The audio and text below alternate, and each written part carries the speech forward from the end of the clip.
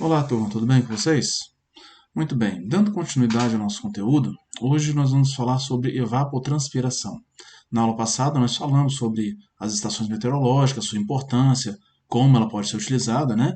E uma das utilidades da estação meteorológica seria para fornecer dados meteorológicos para estimativa de evapotranspiração.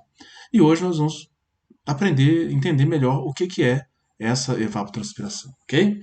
Muito bem, deixa eu retirar o meu vídeo para que vocês possam observar melhor aqui os slides, né? Muito bem. Então, aqui nós vamos falar hoje sobre a evapotranspiração, certo? O que vem a ser evapotranspiração? Né? Está relacionado às necessidades hídricas das plantas, certo? Como é que eu posso quantificar quanto de água uma determinada área cultivada está consumindo ou vai consumir? A gente utiliza o conceito de evapotranspiração para fazer essa mensuração ou essa estimativa, ok? Bom, como definições, né, a gente pode dizer que a necessidade hídrica da cultura, o quanto de água planta, né, ela é quantificada pela evapotranspiração, que a gente chama de ET, ok? E de T de transpiração, ok? E a evapotranspiração de uma determinada área, né, que possui ali plantas, ela corresponde ao total de água que é transferido para a atmosfera na forma de vapor de água, certo? Simultaneamente pela superfície do solo, chamada evaporação, e também pela superfície das plantas, das folhas, né? Chamada transpiração, ok? Fisicamente, não tem como a gente distinguir os dois processos, evaporação e transpiração. Por quê? Os dois são nada mais do que a mudança de estado físico da água, de líquido para vapor, né? Só que a gente pode dizer que a diferença entre elas é que a transpiração ela é uma evaporação biologicamente controlada. Por quem? Controlada principalmente pelos estômatos. Vocês devem lembrar das aulas de biologia vegetal, que são aquelas pequenas estruturas nas folhas, né, que controlam as trocas gasosas, a saída de vapor d'água, entrada de oxigênio, saída de CO2, certo? E então são os estômatos que regulam essa transferência de vapor. E isso, o que vai definir se a planta vai transferir mais vapor d'água para a atmosfera ou menos? É o que nós vamos discutir na aula de hoje, ok? Bom, aqui nessa figurinha, então, a gente pode observar os dois processos, né? Eles ocorrem simultaneamente, né? Então a gente tem aqui a transpiração ocorrendo a partir das folhas das plantas, a evaporação aqui, ó, ocorrendo a partir do solo. Porém, a gente vê que quando a superfície da folha está molhada, como a gente vê aqui, principalmente de manhã, é comum, devido ao orvalho, né, aquela umidade que se depositou sobre as folhas, assim que o sol começa a incidir sobre a planta, começa a evaporar essa água, né, e depois ela vai ficar seca. Para isso é necessário que essa água evapore. Então, juntando tudo isso aqui, nós temos a chamada evapotranspiração. E como eu disse, isso aí é controlado aqui pelos estômatos. Aqui tem nessa figurinha aqui embaixo, ela mostra, né, que são pequenas aberturas, orifícios aqui, estruturas, né, que são principalmente na fase abaxial, debaixo da folha, e que controla aqui a entrada do CO2, né, liberação do oxigênio e da água. E essa água, na forma de vapor, ela vai ser o chamada de transpiração, ok? Bom, então a evaporação ela pode ser definida como um processo físico de mudança de fase, né? Como nós vimos, a transpiração ela é biologicamente controlada. Já a evaporação não. É um processo mais simples, um processo somente físico, ok? E a água passa do estado líquido para o gasoso, né? E essa evaporação da água, ela pode ocorrer na superfície terrestre, né? Ela pode ocorrer de oceano, de lago, do rio, do solo e da própria vegetação úmida, como eu comentei no slide anterior, né? Bom, a primeira coisa que a gente deve ter em mente é o seguinte: o que vai fazer com que a água evapore? A água está paradinha ali, as moléculas d'água estão ali em repouso, quietinhas. O que vai motivar essa molécula de água a sair do seu estado líquido e ir para o estado gasoso? Para que isso ocorra, a necessidade de energia, ok? Que energia é essa? Essa energia ela é chamada de calor latente de vaporização, tá? Que ela é simbolizada por essa siglazinha, lambda-E, né? E é muito importante a gente ter esse valor aqui em mente, ó. O calor latente de vaporização, ou de evaporação, equivale a 2,45 megajoule por quilo. Isso a 20 graus Celsius. O que isso significa? Que para evaporar 1 quilo de água são necessários 2,45 megajoules de energia. E de onde vem essa energia? Do Sol, né? Dos raios solares, tá? Da radiação solar. Bom, e por que a 20 graus Celsius? Porque é a temperatura padrão. Se a água estiver mais quente, vai necessitar de menos energia. E se a água estiver mais fria, vai necessitar de mais energia do que esses 2,45, né? Para realizar a evaporação, né? Por exemplo, quando a gente bota a água lá no fogão para ferver, né? Está incidindo sol sobre a água? Não, essa água está sendo aquecida por outra fonte, né? Mas aí a gente tem ali uma outra fonte de energia, que é o fogo, né? Esse fogo vai aquecer a água e quanto mais quente ela estiver, mais ela vai evaporar, mais ela vai vaporizar, certo? Vamos ter esse número em mente, porque ele vai ser útil lá na frente, vocês vão entender por quê. Bom, e o que seria a transpiração? Se a evaporação é o processo físico, a transpiração, então, é o processo físico-biológico, ou biofísico, né? Então, como eu falei, para que a água vá do solo até a atmosfera via planta, é um processo bem mais complexo, né? Simplesmente, se a água viesse aqui do solo, ó, para a atmosfera, isso aqui é evaporação. Agora, se ela vai entrar na raiz, vai percorrer todo o caule, vai para as folhas, para depois ir para a atmosfera, isso aqui é a transpiração, ok? Muito bem. E o que vai motivar essa água a entrar na raiz, subir pelo caule, né? Ir para as folhas, depois ir para a atmosfera? Não era muito mais fácil ela ir direto aqui para a atmosfera, né? Através da evaporação, um processo mais simples? Aqui o processo já é outro, tá? O que vai motivar então a água a ir do solo para a raiz, né? Isso se dá devido a uma diferença de potencial. Olha aqui, ó, do lado está descrito. Geralmente o potencial na raiz ele varia de -1 a -10 da atmosfera. Observe que os valores de potencial são negativos, tá? Porque ele faz referência a um estado de energia negativo, né? E lembrando que o movimento sempre se dá do maior potencial para o menor potencial. E o potencial no solo ele varia de -0,1 a -2 atm. Então a gente observa que, de modo geral, o potencial na raiz é menor, é mais negativo, então é menor, né? É menor do que no solo. O que vai variar se o potencial está maior ou menor no solo? Principalmente a umidade, o conteúdo de água no solo. Lembra que a gente falou sobre a umidade do solo nas aulas anteriores? Então, olha a importância da gente conhecer isso aqui, ó. Quanto mais seco o solo estiver, menor está o potencial, mais negativo ele está, certo? E a raiz? Aí vai depender da planta, de algumas outras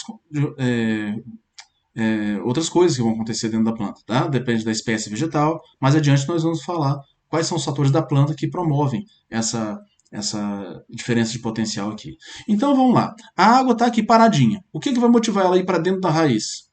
A diferença de potencial. Está mais negativo aqui dentro da raiz, então a raiz succiona essa água que está ali presa ao solo, certo?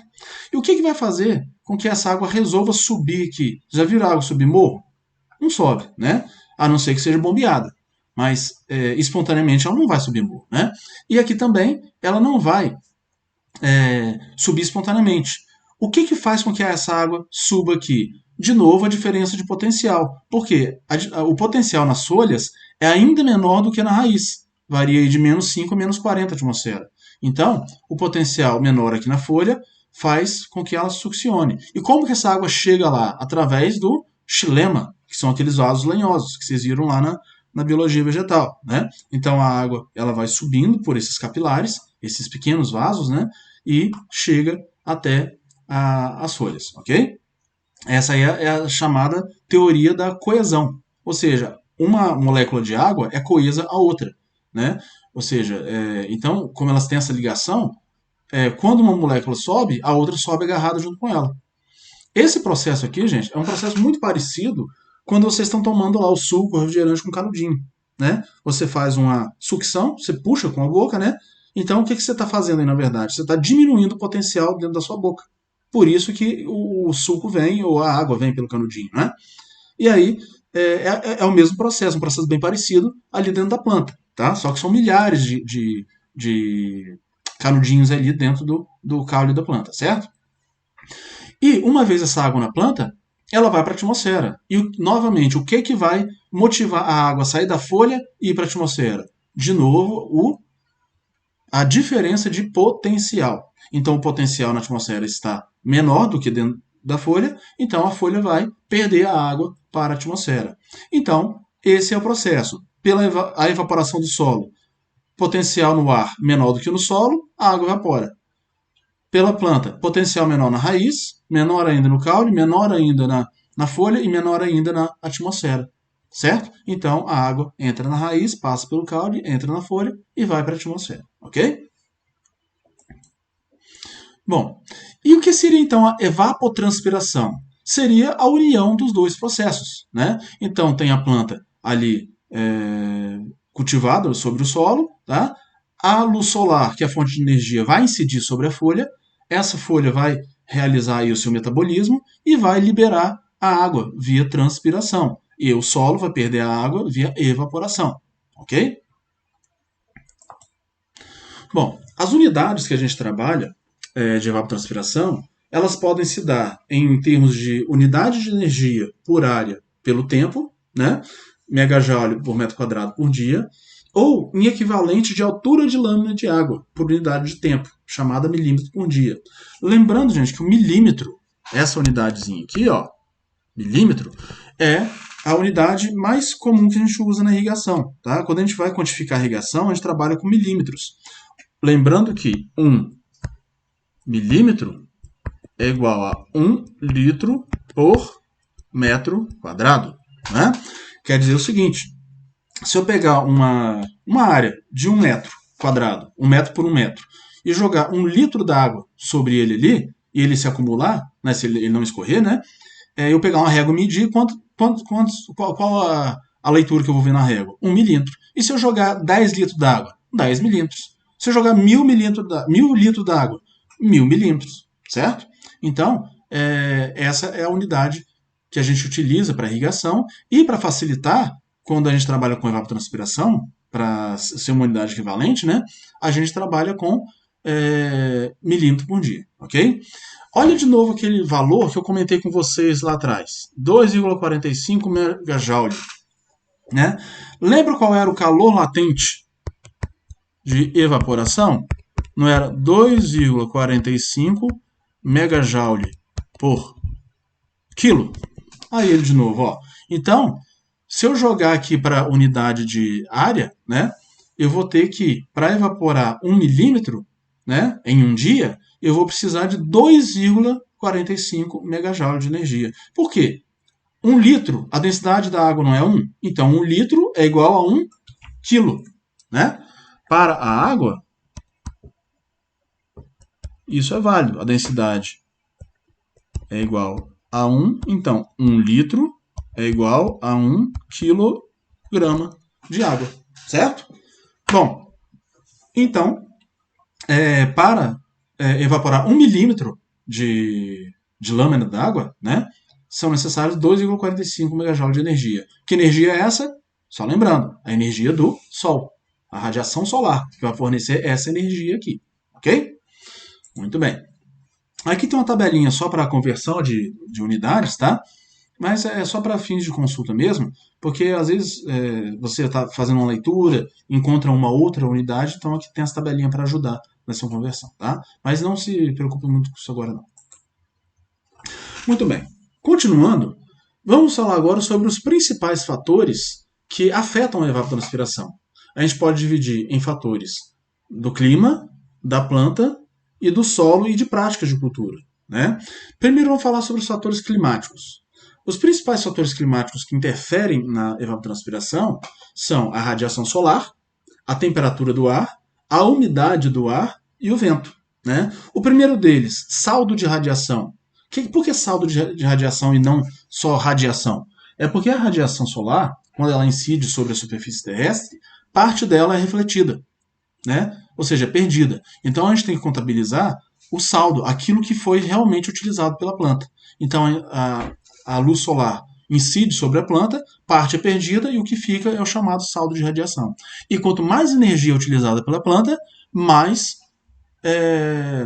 evapotranspiração vai ocorrer, tá? E isso vai depender da quantidade de radiação que incide sobre a planta e também do albedo da vegetação. O que é o albedo? É a cor da planta. Tá? Quanto mais escura a planta, mais ela absorve radiação. Né? Você pode perceber isso quando você sai com a camisa de cor preta no sol, né? Num dia muito ensolarado. Você sente muito mais calor do que se utilizasse uma camisa branca. Porque o branco, uma cor clara, ela reflete mais a radiação. E a cor escura, como o preto, ela absorve mais radiação. Ok? Muito bem. E o segundo elemento, a temperatura do ar. Né? Aí é o chamado calor sensível. Por quê? Como que ele interfere? Quanto maior a temperatura do ar, maior vai ser a evapotranspiração. Porque o calor sensível ele é parte da energia utilizada no processo ali da transpiração, da evapotranspiração. Né? E também a temperatura está diretamente ligada à umidade relativa do ar e ao déficit de pressão de vapor, ou o déficit de saturação do ar. Ok? Então, só lembrando, mais radiação, mais evapotranspiração. Maior temperatura, maior evapotranspiração. Ok? O terceiro elemento climático seria a umidade relativa do ar. Né? Ele atua junto com a temperatura, né? Por isso que chama umidade relativa e não absoluta. Né? E a temperatura e a umidade relativa ela determina qual é o déficit de saturação do ar, ou o déficit de pressão de vapor, certo? E a gente pode dizer que quanto maior a umidade do ar, maior vai ser o seu potencial. Né? Então, quando o ar está muito úmido, a planta transpira menos. Por quê? Porque a diferença de potencial não é tão grande. À medida que o ar fica seco, aumenta a diferença de potencial, né? E aí a planta começa a perder mais água para a atmosfera. Ok? E então a gente pode dizer que, no caso da umidade relativa, quanto maior a umidade relativa, menor vai ser a evapotranspiração. E o quarto elemento é o vento. Tá? Como é que funciona? O vento ele é responsável pela remoção daquele ar saturado que está junto da planta ali. À medida que a planta vai perdendo vapor, esse vapor ele fica, se não tiver nada que remova ele, esse vapor vai se acumulando no entorno da folha. Aí quando vem um ar mais seco, né? Então vou fazer um desenhozinho aqui no cantinho para vocês observarem. Ó. Eu tenho uma folha aqui, né? Faz conta que isso aqui é uma folha feia para danar, né? Aí, à medida que vai acontecendo aqui, ó, a evaporação, a transpiração, né? Vai acumulando esse vapor d'água. Quando o ar passa aqui, o ar mais seco, passa por aqui, tá? Na forma de vento, ele remove esse ar saturado que estava ali no entorno da folha, trazendo o ar mais seco. E aí aumenta de novo a diferença de potencial e aumenta a transpiração da planta. Então, quanto maior o vento, maior a evapotranspiração. Claro que tudo tem limite. Se vier um furacão, vai derrubar a planta, vai matar a planta aí também já é outra situação, né? Vamos considerar aqui vento em condições normais, ok? Então, só resumindo, desses 4 elementos que a gente falou, 3 deles, quanto maior o elemento climático, maior a evapotranspiração, que são eles radiação solar, temperatura do ar e velocidade do vento, né? E um deles, quanto maior a umidade relativa, menor é a evapotranspiração, ok? Bom, falado sobre os 4 elementos climáticos, vamos falar agora dos fatores da planta. Primeiro deles, a espécie vegetal. Né? Cada espécie se comporta de uma forma. Então, essa espécie está relacionada aí à arquitetura da planta, né? A resistência ao transporte do vapor e outros aspectos, como a morfologia da planta. Vamos, por exemplo, comparar um pé de alface e um pé de eucalipto. Será que eles consomem água na mesma proporção? Vamos pensar agora num pé de abacaxi. né? Então, são plantas diferentes, têm um metabolismo diferente e, assim, elas têm capacidades diferentes de absorver água e de transpirar, tá certo? Então, espécies diferentes, elas absorvem água e evapotranspiram de forma diferente, certo? O segundo fator é o albedo, que é também chamado de coeficiente de reflexão, ou seja, depende da cor da planta. Como eu já falei, quanto mais escura a planta, né, mais ela absorve a radiação. Então, isso aí vai afetar o saldo de radiação. Quanto mais escura a planta, mais ela absorve e menos radiação ela perde na forma de reflexão, certo? Então, o albedo também interfere aí na evapotranspiração. Tá? Também depende da área foliar. Quanto mais folha, por onde que a planta transpira? Não é pela folha? Então, quanto mais folha, maior vai ser a evapotranspiração. Né? A altura da planta também interfere. Por quê? Quanto mais alta a planta, maior a interface, a interação dela com a atmosfera. Né? Então, ela vai ter mais contato com a atmosfera, então vai ter maior perda de vapor d'água. Certo? E também a profundidade da raiz. Porque quanto mais profunda a raiz da planta, mais fundo ela vai buscar água, ela explora um maior volume do solo. Então, ela consegue capturar mais água, tá? Em camadas mais profundas. Então, quanto mais profunda a raiz, maior a capacidade da planta em absorver água e, contudo, de transpirar. Ok? Bom, falamos de dois fatores. Fatores do clima e da planta. Agora vamos falar dos fatores do manejo e do solo. Então, a gente tem aí, o primeiro deles é o espaçamento, a densidade de plantio, né? Porque vai determinar a questão da competição entre os indivíduos. Vamos imaginar duas situações. Um cafezal adensado, com 5.000 plantas por hectare, ou um cafezal plantado mais espaçado, né? Com 2.000 plantas por hectare. Se eu pegar por unidade de área, ou seja, 1 hectare adensado e 1 hectare não adensado, em qual área vai ter maior evapotranspiração? No adensado. Por quê? Tem mais plantas ali. Tá certo? Agora, se você me perguntar, e por planta, isso muda? Claro que muda. Porque quando eu tenho adensamento, as plantas vão competir entre si. E aí cada planta vai ter menor aproveitamento de água, não é? Bom, outro fator que afeta o tipo de solo. Por exemplo, solos mais argilosos, eles armazenam mais água. Tem maior capacidade de armazenamento. Lembra que a gente falou sobre isso lá nas aulas anteriores? Né? Então, solos com mais armazenamento, eles mantêm o status hídrico por mais tempo e fornece água por mais tempo para a planta. Então, solos que armazenam mais água tendem a promover maior evapotranspiração. Ok? Outro fator é a umidade do solo, né? Quanto mais água no solo, mais a planta absorve, mais facilmente absorve e mais ocorre evapotranspiração. Outras práticas de cultivo, como plantio direto, que é manter aquela palhada sobre o solo, né? Aquela palhada, ela diminui a evaporação, tá? Porém, mantém o solo úmido por mais tempo. Então, ele diminui a evaporação, a perda de água por evaporação, né? E aumenta a transpiração. Num balanço geral, a gente pode dizer que reduz a perda de água. Mas isso aí é mais notado na fase inicial da planta. Você imagina, por exemplo, um bananal. Né? Quando você planta as bananeiras, estão pequenininhas ainda, a evaporação do solo ela é maior do que a transpiração. Tem poucas folhas.